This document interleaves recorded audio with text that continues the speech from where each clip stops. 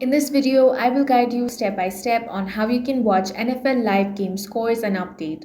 The first thing you can do is download and install the NFL app. For that, you can simply head over to Play Store or App Store.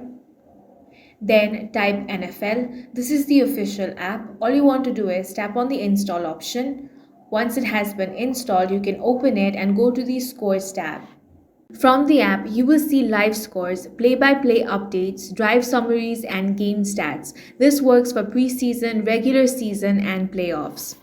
You can also use apps such as ESPN app or Yahoo Sports app to get the live score. You can also use Google search. For that, you can search the team name of NFL scores into Google and Google will show the live scoreboard, quarter by quarter updates, and current stats and possession.